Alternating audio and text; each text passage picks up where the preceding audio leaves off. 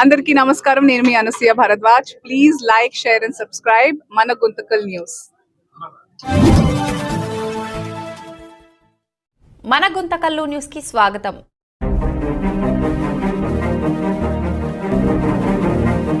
సబ్జెక్టులో దీనికోసం 50,000 రూపాయలు గోశాల కోసం పెట్టినారు.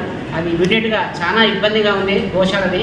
అది ఇమీడియట్గా వాళ్ళకి నోటీసులు ఇచ్చి పోలీసు వాళ్ళకి ఒకసారి చెప్పి ఏదైనా ఉంటే వాళ్ళని పిలిపించి ఒకసారి మేము ఒక వారం టైం ఇస్తున్నాం, ఆ వారం లోపల మీరు తీసుకోపోవాలా, అది రోడ్లో కనిపిస్తే మేము గోశాలకు పంపిస్తున్నామని చెప్పి ఒకసారి చెప్పేసి దీన్ని చేస్తే బాగుంటుంది సార్.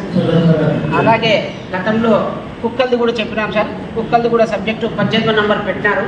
కానీ ఆ 18 నంబర్లో కుక్కర్లో 1362 కుక్కలు కన్నారు. దీంట్లో నాకు తెలిసి 400-500 కుక్కలు కరిచే కుక్కలు ఉన్నాయి, గజ్జి కుక్కలు ఉన్నాయి. దాంట్లో కూడా మనము సుమారు దగ్గర 1365 రూపాయలు ఖర్చు పెట్టేది వేస్ట్.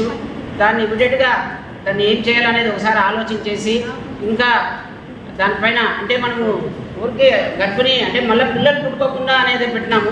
అట్లా కాకుండా ఎవరికన్నా పొరపాటున ఖర్చున ఏ వ్యాధి సోకకుండా ఉండే ఇంజక్షన్లు కూడా ఉన్నాయి.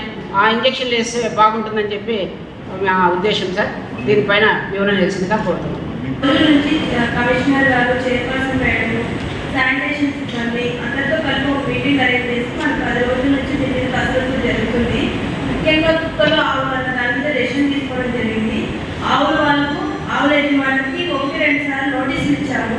సమావేశాలు కూడా పెంచాం వాళ్ళని.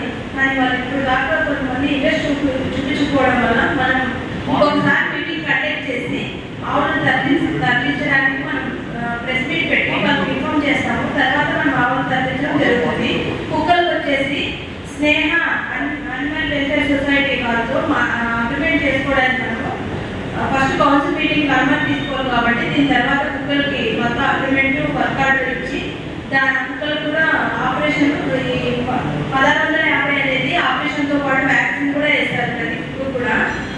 దాని మీద తీసుకున్నాం. ఇంకోటి ఏంటంటే